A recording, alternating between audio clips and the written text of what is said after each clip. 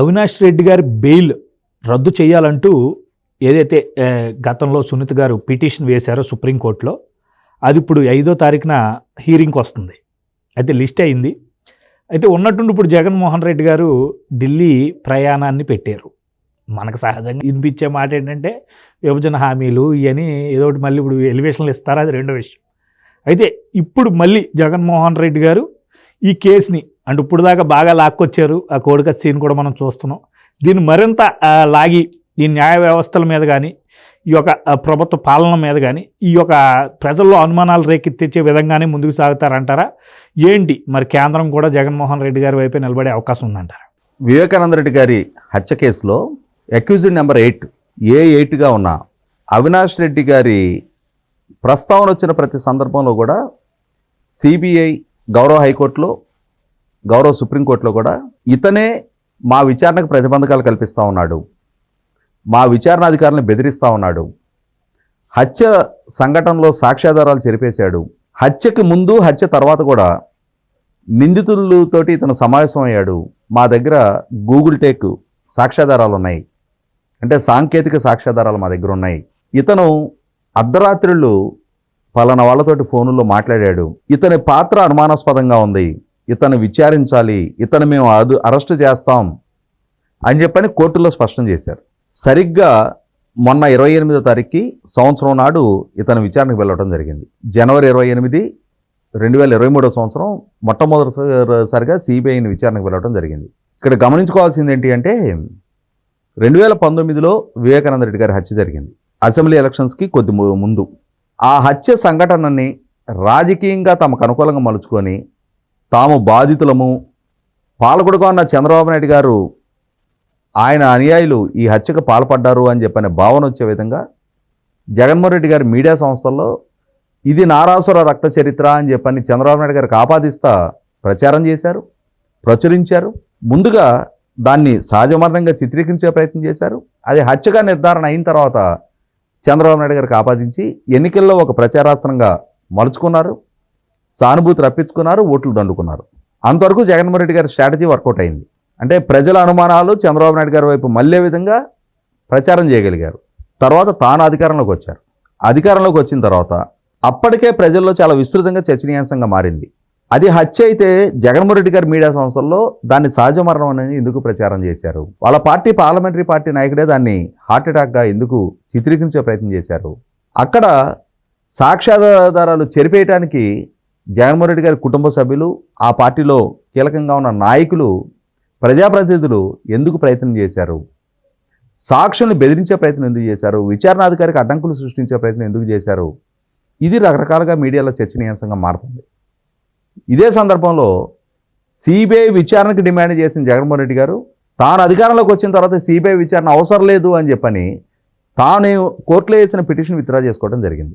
ఇటువంటి సందర్భంలో ఎవరి మీదైతే నేరారోపణ చేశారో బీటెక్ రవి గారు, ఆదినారాయణ రెడ్డి గారు వంటి వాళ్ళు కోర్టును అప్రోచ్ అయ్యారు. అన్యాయంగా మమ్మల్ని నిందితులుగా చూపించే ప్రయత్నం చేశారు, సమాజంలో మా పరువు ప్రతిష్టలకు భంగం కలిగింది, ఈ కేసులో సిబిఐ విచారణ జరగాలి అని చెప్పని వాళ్ళు కోర్టుకు వెళ్ళారు.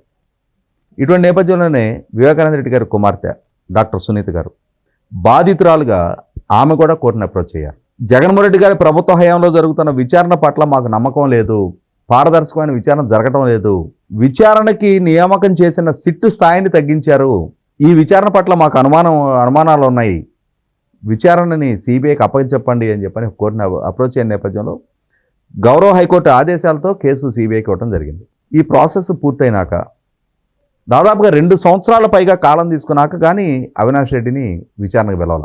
ఇక్కడే ప్రజల్లో వచ్చే అనుమానాలు ఏంటి అంటే, ఒక హత్య కేసు, ఒక హై ప్రొఫైల్డ్ హత్య కేసు, ఒక మాజీ ముఖ్యమంత్రి సోదరుడు, ప్రస్తుత ముఖ్యమంత్రి చిన్నాన్న, ఆయన స్వయంగా మాజీ మంత్రి, మాజీ పార్లమెంటు సభ్యుడు, మాజీ ఎమ్మెల్యే, మాజీ ఎమ్మెల్సీ, ఆయన స్థాయి వ్యక్తిని ఆయన ఇంట్లోనే దారుణంగా గొడ్డలతో నరికి చంపితే ఇన్ని సంవత్సరాల పాటు విచారణ సాగదీత ధోరణి ఏంటి? సిబిఐ లాంటి దేశంలోనే ప్రతిష్టాత్మక విచారణ సంస్థ కూడా ఇంత టైం ఎందుకు తీసుకుంటుంది? ఇది ప్రజల్లో చాలా విస్తృతంగా చర్చనీయాంశంగా మారుతుంది. అంటే చట్టం న్యాయస్థానం దగ్గరికి వచ్చేటప్పటికి డబ్బు, హోదా, అధికారము, పలుకుబడి, హంగు ఆర్భాటం ఇవన్నీ ఉన్నవాడికి ఒక రకమైన న్యాయం జరుగుద్ది. సామాన్యుడి దగ్గరికి వచ్చేప్పటికి చట్టం చాలా కఠినంగా పనిచేస్తా అని చెప్పిన భావన ప్రజల్లో కలుగుతున్న వేళ జగన్మోహన్ రెడ్డి గారి ప్రభుత్వం నిత్యం విచారణకి అడ్డంకులు సృష్టించే ప్రయత్నం చేసింది. ఆ విచారణ వేగవంతం కాకుండా చూసే ప్రయత్నం చేసింది. విచారణ చేస్తున్న అధికారులను బెదిరించే ప్రయత్నం చేశారు. బాంబులు వేస్తాం మీ మీద అని చెప్పని సిబిఐ అధికారులని కడపలో బెదిరించారు. సిబిఐ అధికారి రామ్ సింగ్ మీద పోలీస్ కేసులు నమోదు చేసే ప్రయత్నం చేశారు. ఈ నేపథ్యంలోనే ఆంధ్రప్రదేశ్ రాష్ట్రంలో మాకు విచారణకు సహకరించట్లేదు అని చెప్పని సిబిఐ స్వయంగా కోర్టులో అఫిడవిట్ ఫైల్ చేయడం జరిగింది. ప్రభుత్వం మాకు ఆటంకాలు కల్పిస్తుంది, అడ్డంకులు సృష్టిస్తుంది, ప్రతిబంధకాలు కల్పిస్తుంది అని. చివరికి డాక్టర్ సునీత గారు మరొకసారి కోర్టును అప్రోచ్ అయ్యి ఆంధ్రప్రదేశ్ రాష్ట్ర పరిధిలో విచారణ జరగడానికి వీల్లేదు, ప్రభుత్వమే స్వయంగా అక్కడ విచారణకు అది అడ్డంకులు సృష్టిస్తుంది అని చెప్పని. ఎందుకు అడ్డంకులు సృష్టిస్తున్నాడు జగన్మోహన్ రెడ్డి గారు? మీ చిన్నాన్న కదా, మీ చిన్నాన్న హత్యని సాగ్గా చూపించి ఎన్నికల్లో ప్రచారం చేసుకున్నారు కదా. ఇవాళ సిబిఐ విచారణ చేస్తుంటే ఆ విచారణకు మీరెందుకు అడ్డంకులు సృష్టిస్తున్నారు?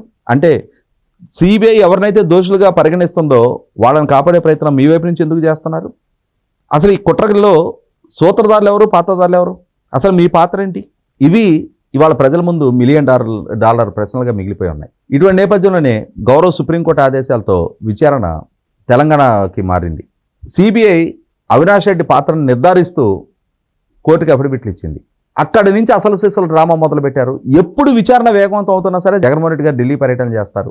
ఇక్కడ అసలు ఢిల్లీ పెద్దలు కూడా సంజాయిషి ఇవ్వాల్సిన అవసరం ఉంది. ఇక్కడ అంటే సర్కమ్స్టాన్షియల్ ఎవిడెన్సెస్ అంటారు. విచారణ వేగవంతం అవటం, జగన్మోహన్ రెడ్డి గారు ఢిల్లీ పర్యటన చేయటం, మరి విచారణలో వాళ్ళు ఇన్వాల్వ్ అవుతున్నారా లేదనేది మనకు అనవసరం. కానీ ఈయన ఢిల్లీ వెళ్ళి రాగానే విచారణ మందగిస్తుంది. కోర్టుల్లో విచారణ వేగవంతం అవుతుంది, మిన్నివిరిగి మీద పడబోతుంది అని ప్రజల్లో ఒక భావన నెలకొంటుండగానే ఈయన ఢిల్లీ పర్యటన, విచారణ వేగవంతం కాకుండా ఆగిపోవటం, విచారణ మందగించడం, కోర్టుల్లో కూడా అవినాష్కి అనుకూలంగా వెసులుబాటు రావటం. ఒక హత్య కేసు అక్యూజ్డ్ ఇక్కడ ఇతన్ని అరెస్ట్ చేయడం కోసం విచారణకు రమ్మని చెప్పని సిబిఐ పిలిస్తే విచారణకు సహకరించకుండా మా అమ్మ హాస్పిటల్లో ఉంది అని చెప్పని వెళ్ళిపోయి అతను హాస్పిటల్ దగ్గరికి వెళ్ళి కర్నూలులో కూర్చుంటే సిబిఐ అధికారులు అక్కడికి వెళ్తే అవినాష్ రెడ్డి 100 మంది జనాన్ని హాస్పిటల్ చుట్టూ మొహరింపజేసుకొని వాళ్ళు డైరెక్ట్గా మీడియా ముఖంగానే సిబిఐ అధికారులు ఇక్కడికి వస్తే మేము దాడులు చేస్తాం, శాంతి భద్రతల్లో సమస్య సృష్టిస్తామని చెప్పని బెదిరిస్తుంటే సిబిఐ నిస్సహాయంగా ఉండిపోవటం ఏంటి? ఒక హత్య కేసు అక్యూజ్డ్ అతను సిబిఐ అధికారులను బెదిరిస్తున్నాడు అంటే ఇక సిబిఐ అదుపులోకి తీసుకోలేదా? ఆ మాత్రం బలగం లేదా ప్రభుత్వ విచారణ సంస్థ దగ్గర? కేంద్ర బలగాలను తీసుకొచ్చైనా సరే అక్కడ పోలీసులు సహాయ నిరాకరణ చేసిన పక్షంలో, సహాయ నిరాకరణ చేశారు పోలీసులు, ఎస్పీని కలిశారు. ఎస్పీ నేను మీకు సెక్యూరిటీ ప్రొవైడ్ చేయలేను అన్నాడు. అంటే ఒక విచారణ సంస్థ హత్య కేసు అక్యూజ్డ్ని అదుపులోకి తీసుకోవడానికి కావాల్సిన ఫెసిలిటేషన్ పోలీస్ డిపార్ట్మెంట్ చేయదా? ఎంత ధైర్యం ఆ ఎస్పీకి? ఎందుకు? వాళ్ళు అధికారంలో ఉన్నారు, అతను హోదాలో ఉన్నాడు కాబట్టి అతనికి అటువంటి ఫెసిలిటేషన్ ప్రభుత్వం వైపు నుంచి కల్పిస్తారా? సామాన్యుడి విషయంలో ఒక న్యాయం, హోదా పలుకుబడి అధికారం ఉన్నవాడి విషయంలో ఒక న్యాయమా? ఇటువంటి పరిస్థితుల్లోనే గౌరవ హైకోర్టు కూడా అతనికి ఇచ్చిన ఆ బెయిల్ పిటిషన్లో ఈ గౌరవ హైకోర్టు ఇచ్చిన ఇతనికి అనుకూలంగా ఇచ్చిన వెసులుబాట్ల మూలాన గౌరవ సుప్రీంకోర్టు అట్రాషియస్ అని చెప్పని కామెంట్ చేయడం జరిగింది. ఇంత విచక్షణ లేకుండా ఎట్లా ఇస్తారు ఇటువంటి ఆర్డర్స్ అని చెప్పని. మరి అదే గౌరవ సుప్రీంకోర్టు అతనికి ఇచ్చిన బెయిల్ ఏమని ఇచ్చారు? అవినాష్ రెడ్డిని అదుపులోకి తీసుకోండి, అతనికి 5 లక్షల పూచీకత్తు మీద బెయిల్ ఇచ్చి వదిలిపెట్టేసేయండి. మిగిలిన హత్య కేసు ముద్దాయిల్ని అన్ని కేసుల్లో ఇదే అంటే దీన్నే మార్గదర్శకంగా అందరికి అదే వర్తింపజేస్తారా? ఎందుకు ఇతనికి ఆ స్పెషల్ కన్సిడరేషన్? న్యాయస్థానాల దగ్గర నుంచి ప్రభుత్వాల దగ్గర నుంచి ఎందుకు అంత ఫెసిలిటేషన్ అతనికి చేస్తున్నారు? అంటే అతను అధికార పార్టీ ఎంపీ కాబట్టి. ఇవాళ కేంద్ర ప్రభుత్వం నీతి నిజాయితీ చిత్తశుద్ధి అని చెప్పని పెద్ద పెద్ద ఆడంబరపు ఉపన్యాసాలు ఇస్తూ ఉంటారు నరేంద్ర మోడీ గారు, అమిత్ షా గారు. ఇదేనా రాష్ట్రంలో దేశంలో చట్టాన్ని అమలుపరిచే విధానం, అమలుపరుస్తున్న తీరు?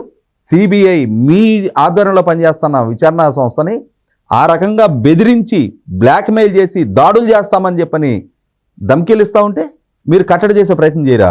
ఇంకా దేశానికి ఏం సందేశం ఇస్తారు మీరు? ఇక్కడ 100కి 100 వాళ్ళ చట్టం ముందు అందరూ సమానం కాదు అని చెప్పని రుజువు చేసిన సంఘటన అది. ఇటువంటి నేపథ్యంలో డాక్టర్ సునీత గారు గౌరవ హైకోర్టు ఇచ్చిన బెయిల్ పిటిషన్ మీద సుప్రీంకోర్టుని అప్రోచ్ అయ్యారు. అంత వెసులుబాట్లు అతను కల్పించడం ఏంటి?